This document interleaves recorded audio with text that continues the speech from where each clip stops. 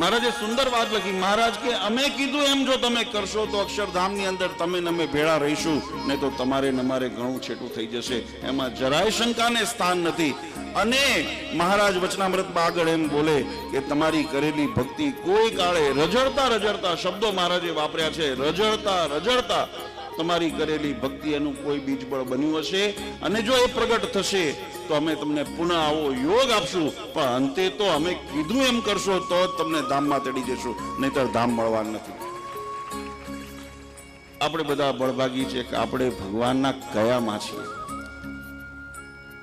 જે ભક્તો ભગવાનના સિદ્ધાંત આરું ભગવાનની સ્થાપિત મર્યાદા માટે પોતાના ઉપર કષ્ટ વેઠીને, પોતાના ઉપર જેને કહેવાય જુલ્મ ગુજારીને ઉપવાસના આંદોલન કરતા હોય, એમને તરકટ રાખતા હોય, જે શ્રીજી મહારાજે પ્રથમના પહેલા વચનામૃતમાં મહારાજે આજ્ઞા કરી, ધર્મકુળને આશ્રિત એવો ભગવાનનો જે ભક્ત છે અક્ષરધામમાં જાય છે. હું મારા કુળના વખાણ અને કરવું, મારું કુળ એવું ગૌરવવંતું છે. ભગવાન સ્વામિનારાયણ જેમાં પ્રગટ થયા છે.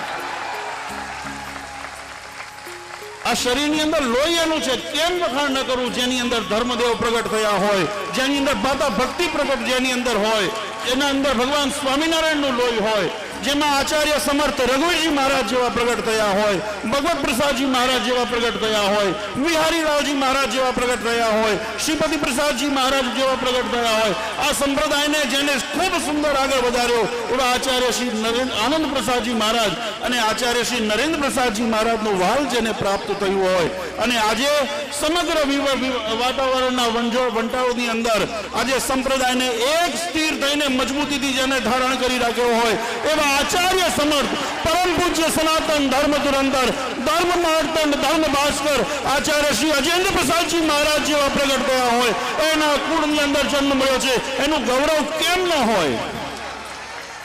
એની દીક્ષા લીધી છે, એનું ગૌરવ કેમ ન હોય? એના સંતો, એના હરિભક્તોની એનું ગૌરવ કેમ ન હોય?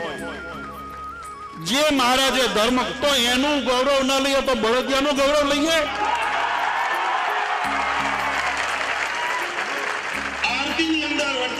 સભા મંડપની અંદર તમે જેના વિમુખોના વખાણ તો દૂર, તમે એનો મહિમા ગાઓ.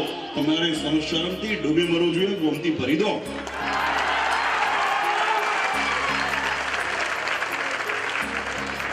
સ્વામિનારાયણ ભગવાનને સ્થાપિત સિદ્ધાંત સિવાય મારા ભક્તો ઉદ્ધાર ક્યાંય થવાનો નથી.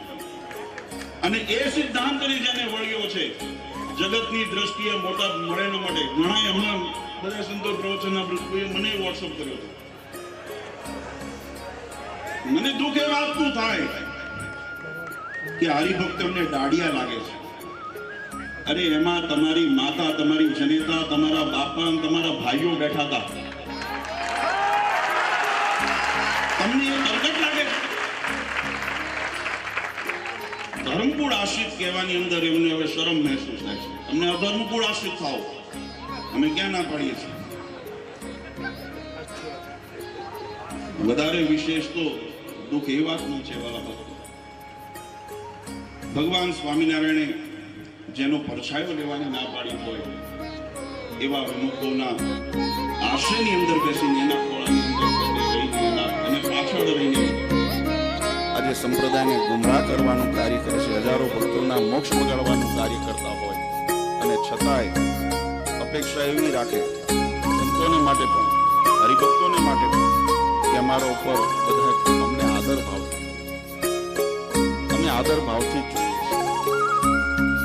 અમારી દ્રષ્ટિ આદર ભાવની છે. જો આદર ભાવની ન હોય તો આ 10 વર્ષ અમે રાહ ન જોઈ હોત.